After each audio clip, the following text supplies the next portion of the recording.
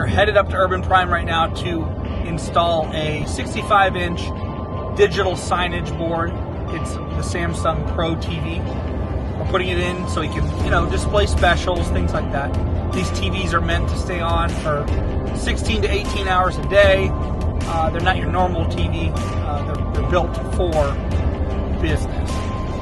So we're going to make them look good today.